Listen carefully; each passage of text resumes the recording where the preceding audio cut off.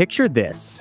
You're 13 years old, too young to legally work, but you've already figured out how to make money. You're stocking shelves at a grocery store, slicing meat at the deli, and flipping candy at school for a profit. That was Richard Gould, a kid from New Jersey who didn't love school, but loved the hustle. Fast forward a few years, he's running warehouse jobs, no college degree, no safety net. Then one random day, a friend asks if he wants to help out at a painting company.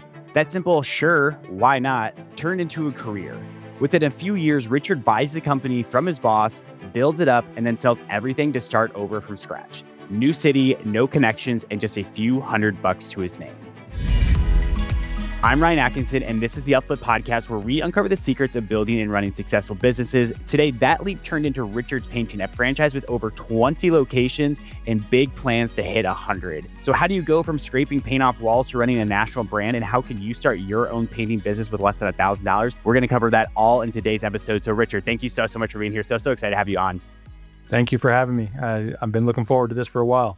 Yeah, it's going to be good. You're a great guest on the YouTube channel, so I'm happy we could get on the podcast. So I really want to start out with your origin story. Let's really rewind the clock, because you've been hustling really since you were a kid here. You're walking dogs, selling candy, shoveling snow. What do you think drove you so early on to have that drive to make money? Have you ever been broke, Ryan? A little bit. It'll make you do things that you never thought you'd do, right? My family didn't have a lot of money. So if I wanted something, I was going to have to go out and earn it. And I didn't sit around waiting for somebody to offer me something. I figured I'll go out and do it. And if it don't work out, I'll try something else. What was that very first job you did where it was truly entrepreneurial for you? How old were you and what exactly were you doing? Yeah, I was 8 or 9 years old, and I lived in an apartment building. And, somebody asked me to walk their dog. Next thing I know, I was walking 5 or 6 dogs. And, it turned into almost having 10 dogs to walk. And I had to, it was hectic, but I did that for a little while and realized maybe dog walking wasn't my thing. I didn't really see a future in that and went on to something else. What I love about that though is it truly is that entrepreneurial energy from such a young age. I mean, were your parents entrepreneurs at all? Or was it really from a place of hey, we're broke. If I want something, I'm going to have to work myself. Talk to us more about that. Yeah, no, my parents definitely weren't entrepreneurs by any stretch of the imagination. This is a deep situation, but, thinking back to my parents, I used to think a long time ago that maybe they weren't the greatest parents. I figured out maybe they were, because they taught me everything not to do. And so when you kind of take that perspective and say, you know what, I'm going to do something different than what they've been doing and try to have a different outcome, I think it's worked out pretty good. Yeah, no, it's worked out great for you, because you are scaling 20 locations. You're going to get to 100 here very, very soon. So we're going to talk about that growth here. An important part of your story, though, is you actually ended up dropping out of school. Talk to us about that decision. Did you like school and you're just screw this? I know I'm going to be an entrepreneur someday. Talk about that decision and the weight of that decision it had on you. I wish it was that much thought that went into it. But truthfully, it was more about I just didn't enjoy school. I did stuff and I did well in classes I enjoyed, others I didn't. And I never anticipated going to college. I always would say to myself, I didn't like doing it for free. I couldn't imagine paying for it. So why would I torture myself with that? So I dropped out of high school and went to go work. That was the first step. So a big step in your journey then is you got into painting through a friend's invitation, essentially. Talk about this moment. Talk to us about what was that conversation like? And we're going to talk about the whole Richard's painting and everything, but talk to us about that moment in particular, because that's really how this journey got started here. Yeah, no, it's definitely the beginning of something big where at the moment you don't know it, right? And so it's what I talk to a lot of people about. You never know where the next opportunity is going to come from. But this is one of them where, a friend of mine who was working in painting with the person, Don, who ends up being my mentor for a long time, still friends to this day. Yeah, he said, hey, you want to go paint? And I was in between a couple warehouse jobs. So I said, sure. And went and did it and never looked back. So what were you doing? Were you actually outside painting and stuff? What were you actually doing? Were you doing the accounting for this company? What were you actually doing for this? Ryan. Yeah. I dropped out of high school here. But but literally had the worst job you can have as a painter. First started out for the first 2 weeks on this old house that was probably 250 years old, and paint was peeling everywhere. I was the head scraper in charge. I scraped and scraped and scraped until I had a callus on my hand. And once that job got done, Don, who I end up taking that business over from, he says, well, if you made it past this job, you're probably going to be okay. So, I kind of took that as like, okay, a challenge. Like, all right, I finally found something that gave me a little bit more than just a job, right? It was like something I could pour myself into and see where I could take it. Well, speaking of taking it, Don actually ends up retiring here, and this is an important part of your story because you actually end up like buying the company from, him, if I'm not mistaken here. So, talks about like that moment of like acquiring a small business at this point and like running it yourself. Talks about like the decision that went into that. Yeah, so I worked for Don for about 6 or 7 years. And truthfully, probably by year five, I felt personally ready to go and do my own thing. And we had many conversations about him retiring and this, that, and the other thing.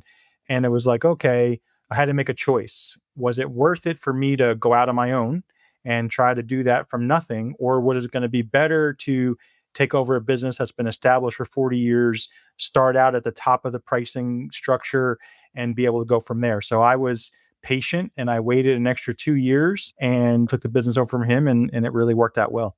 I got to ask this, what was like the price on that acquisition? Like, did you throw your life savings into this? Did you have to take out like a loan? What was the asking price? Were you nervous when you did this? Actually, no, I wasn't really nervous. I believed in myself. But yeah, it was $25,000. I made $500 a month payments for, whatever ended up being about 5 years. It worked out really well. I was really lucky that, he wanted to help me as much as I was trying to help him. And so it kind of just all worked out. You sell the company. Talk to us about that moment of like selling the company. Tell us more about that. Yeah, so I actually end up after being in business, quadrupling the sales from where we were to that point. I was ready to make a change, and I was going to move from my 2 family house that I owned, and I was going to build a house in New Jersey or buy a house, and it was really at that point it was pretty expensive, and I was thinking, oh man, maybe I need to move further South Jersey, and maybe that would be better. And then all of a sudden, like my brother moved to North Carolina. And I was like, maybe I can move down there. If I'm going to move an hour away, I might as well move 8 hours away. And so my wife didn't agree with that statement, but it was at the point before my kids started school.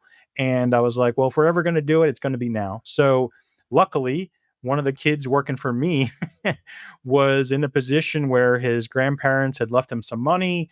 And he actually bought my house and my business, when I moved to North Carolina. So luckily, that worked out really well for me. And so that was the next chapter in the Richards painting story. Listeners, stay tuned because we're gonna get really actionable here. So you moved down to like North Carolina, and you're restarting from zero again. Talk to us about deciding to do painting, one, again, and like two, like what did you do to like land your first customer? I want to get actual here for our listeners that are also interested in a business like this, of course. Damn, I mean, honestly, when I moved to North Carolina, I didn't even know if I was going to paint anymore. I wasn't 100% sure because the way I ran the business in New Jersey wasn't what I wanted to do moving forward.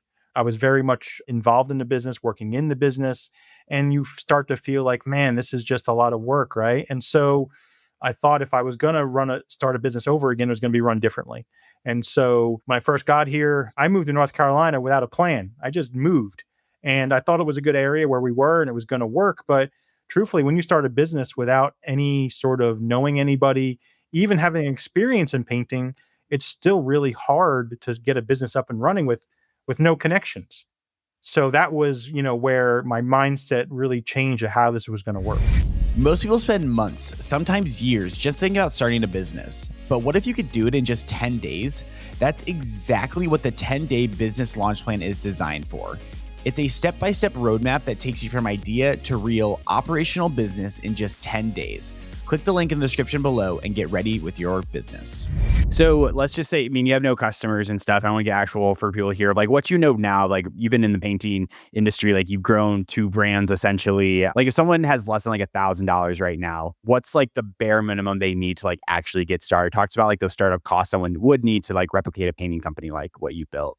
Well, first thing is you need to have a customer, right? And that's pretty easy to find. The thing that I would do now is if I'm a younger, even older, like I would, go to Vistaprint, any sort of service like that, and you get some business cards, some door hangers.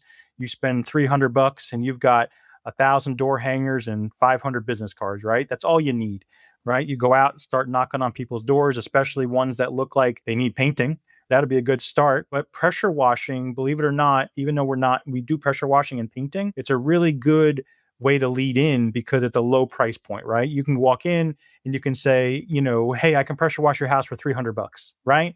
not a huge amount of money, but it gets you in the door, get your sign out front, gets a connection made, and you can literally get started just by doing that. And then that pressure washing turns into, hey, can you come paint our bedroom? Hey, can you paint our kitchen cabinets? Hey, we need our deck stained, right? And it's a snowball effect. Talk to us more about that because that's a really a new concept for like what we talked about here on Uplift. So have like a lower ticket item entry point, and that's like really the door to get into like more expanded business. What it sounds like. Yeah, I mean, we got a phrase, that we use all the time: small jobs turn into big jobs, right? So, you can go to somebody's house, like I said, pressure wash our house for $300, and next thing you know, next year you're painting the whole exterior of the house, and that's $5,000, right? So it's always about, something young people especially need to learn, especially somebody who wants to start a business, especially painting under $1,000, is putting yourself in position to be successful, right? If you put yourself there, the opportunities will come. If you don't want to actually do the work, well, I don't care if you started with $50,000, it's still not going to work, right? We can teach you how you can do it for less than $1,000 and be successful and become a millionaire, years from now. But it all just starts with making that effort to start with. Talk to us more about putting yourself in position to be successful. I'm hearing like, obviously you like need the effort. Like you're not just going to be able to do this without effort. What are some other things someone can do that's listening right now to put themselves in a position to be successful? It's about meeting people, making relationships, making connections, right? If you're in a smaller town or even a bigger town, the people in your area that maybe have some influence, right? You want to kind of, get in front of them, put yourself where, hey, I'm going to go talk to that person who owns the local bank. Hey, I'm going to go, go join the Chamber of Commerce and try to meet other people in business. You got to network yourself into something. You could open up a restaurant and have the best food in the world, but if nobody knows you're there, doesn't make a difference. Nobody's going to come. So you got to really be your own promoter, right? Back in the day, jobs I didn't talk about much, but I was a DJ, right? And I would be DJ. I know, right? And so, but that part also helped me learn how to promote because we were also promoting our own club, our own nights, and you had to get out and make flyers and you had to go get people to show up. If you spend all this money and nobody shows up to your event, well, you're screwed, right? So you had to do a really good job of getting people to create some excitement and some buzz about, you being there. So it's the same thing in painting, right? Like you can see behind me, the Richards Painting logo, it says painting. Like, as soon as you see it, you know what it is, and that's purposeful. So if you're going to start a business, you want to create an identity as much as starting a business, right? You want to let people know, who am I? What am I here to do, just by looking at your sign? Can you then walk us through? Okay, I'm hearing some great stuff here. Like you got to put an effort, put yourself in a position to be successful, create an identity. That's all sounds like all brand stuff. But to like really carry out like your first like painting job, like what are some tools or materials you would recommend to someone just to get started? Is it really just as simple as a bucket of paint and a brush and go at it, or like what would you recommend starting off?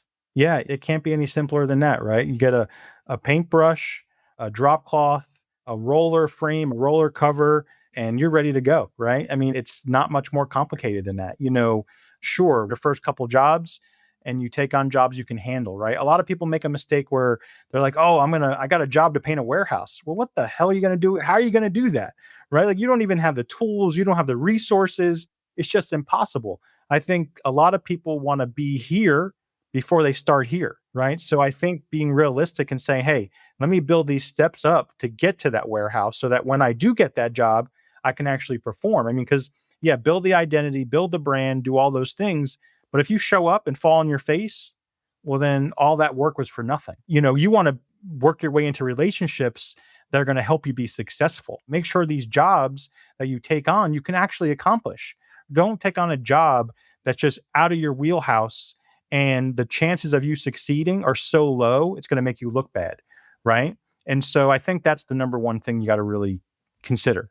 In my own entrepreneurial journey, a lot of it has like really come down to like doing something and saying yes without even like really knowing how to fulfill. And I 100% agree. Like there's building blocks to get to like those warehouse jobs, but like how do you balance that for a first time entrepreneur of, start small, but also like be big, be outside your comfort zone, but also make sure you can fulfill like what's your like approach there? Well, first, establish what your pain threshold is. Can you handle something going wrong? Can you handle the challenge of, hey, I got a deadline by Friday, right? What do I need to do to accomplish that?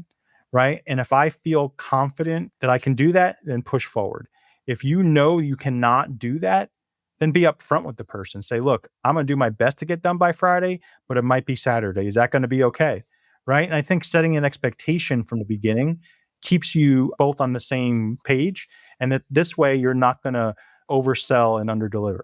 I love that. One of the hardest parts of like dealing with customers is level setting expectations. You don't want them to be expecting something like crazy, crazy cool that like you definitely can't do. I feel like customer expectations are some of like the hardest things to actually manage here. So we talked a little bit more about that operations piece, but I do want to talk about marketing and like sales and how you do this. You mentioned door hangers, business cards. What do you put on a good door hanger to make sure you're like actually getting business here? Is it just totally pitching yourself? What do you do on a good door hanger? Well, I think on a good door hanger is a good call to action, right? You need something that you can, give them a reason to call you, give them the reason to reach out. Like, yeah, anybody could put a door hanger out there and say, hey, this is Joe's painting. Call me. Okay, why? Like, what's the reason? But hey, if you say, hey, I'm going to give you 20% off, if you mention this door hanger, the incentive to reach out is way higher than just no incentive at all. So I think that's what it comes down to. Point out, obviously the things that you do. And at the end of the day, in painting, somebody has a problem, you have to have a solution, right? So figure out, something in your messaging that's going to give them a solution to whatever their problem is at the moment.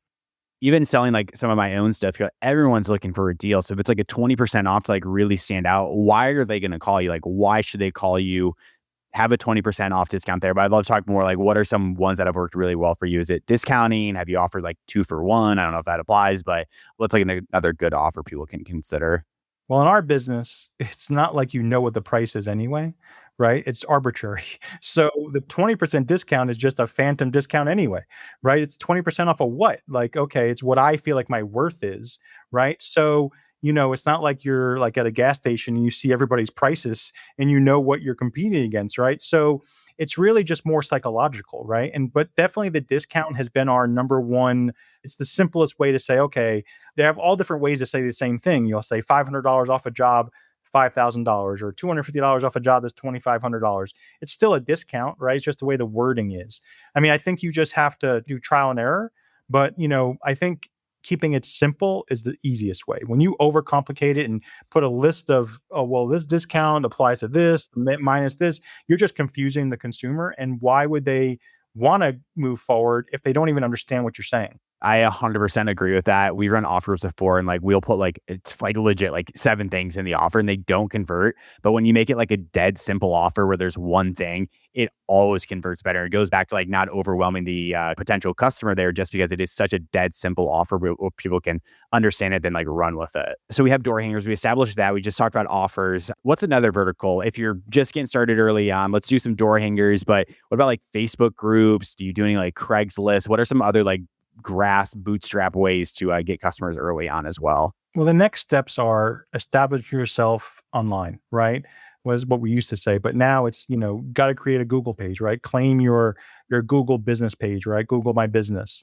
That you start with that. Start getting some Google reviews, right? Because if you want to show up anywhere, even if you don't spend money, if you just want to organically show up, the more reviews you have, the more content you put out there, the better, right? Create a Facebook, create Instagram, create TikTok. Nowadays, like I wouldn't have said this 5 years ago, but I'm going to tell you right now. You see this thing right here, right? You stand there like this and you start talking to yourself into the screen and you start telling people what you do and how you do it. It starts to build trust right away, right? Because they know you. It's like you're talking to them every day. And so that's something that's newer.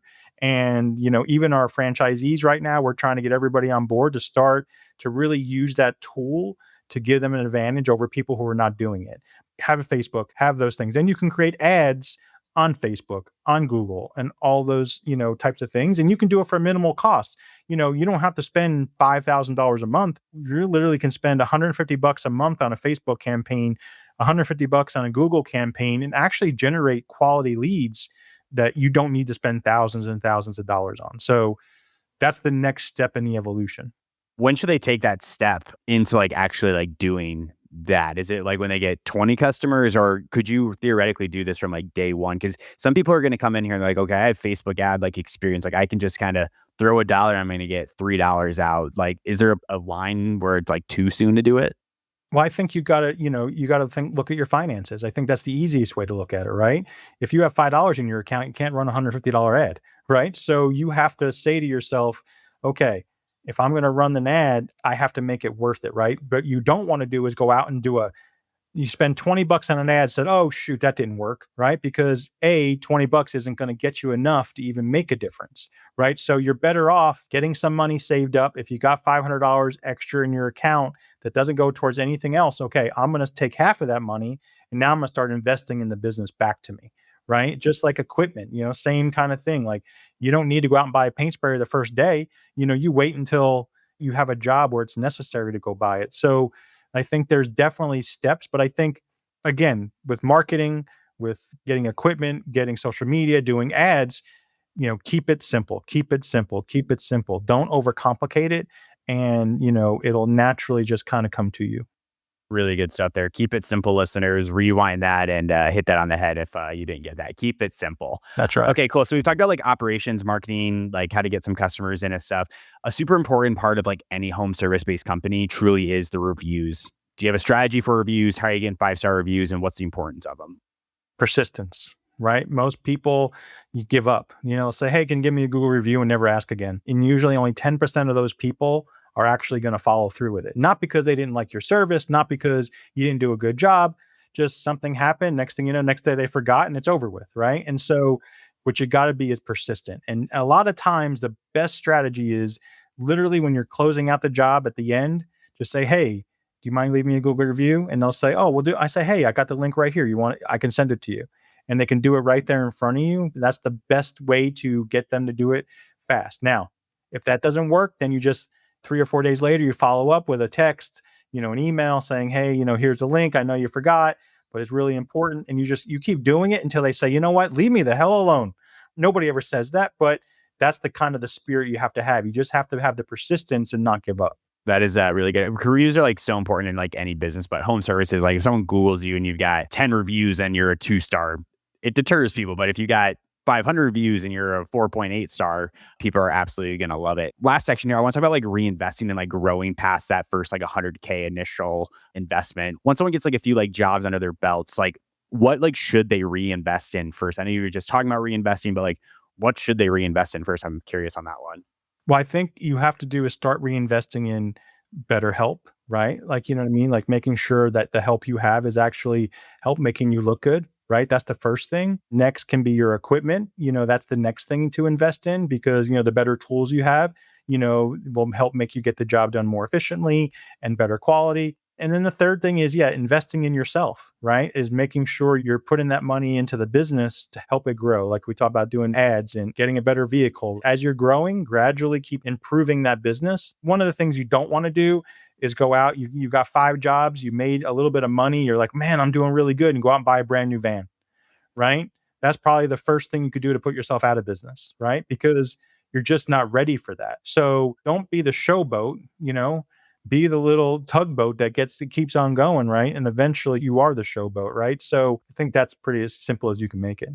I'm curious, like, if you have like a way that you break down revenue that you get. Personally, like at Space Star Visuals, like what we do is let's just say out of $100, 5% goes to marketing, 10% goes to like a profit share, and then like the rest goes to like payroll and like ops and stuff.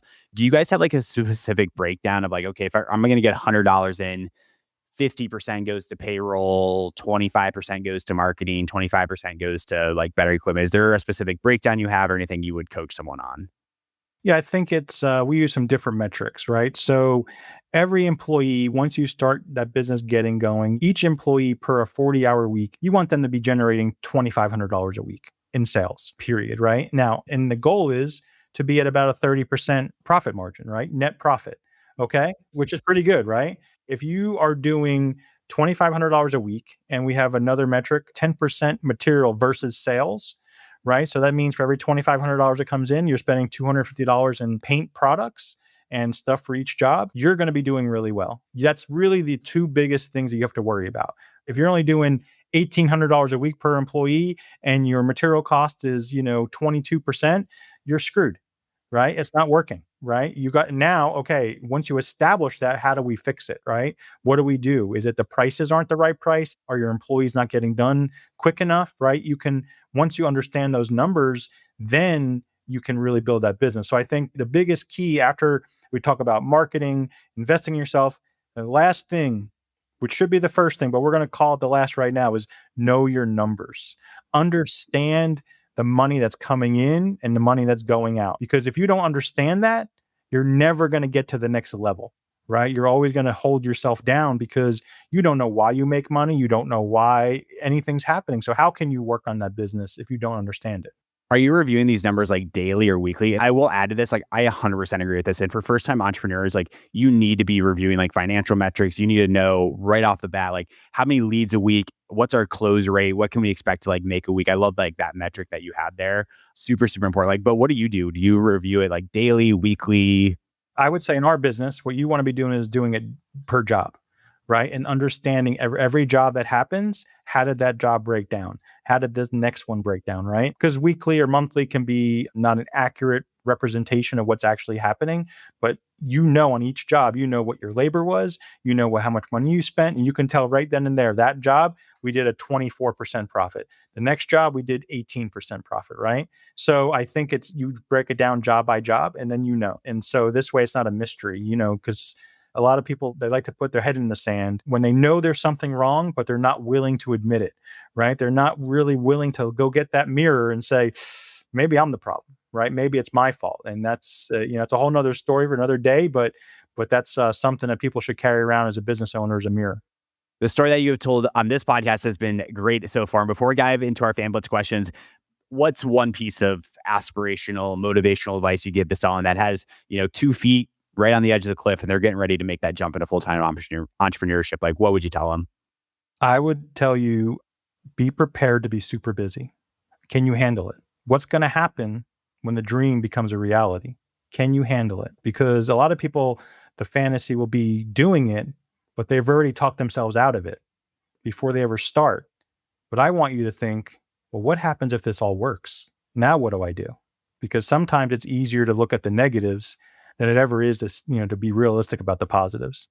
Well, let's dive into our fan blitz questions. These questions are submitted from our community listeners. If you want to join in on world-class entrepreneurs, go to www.youtube.com/upflip and submit your questions there. Richard, ready for our last 5 questions? I'm ready.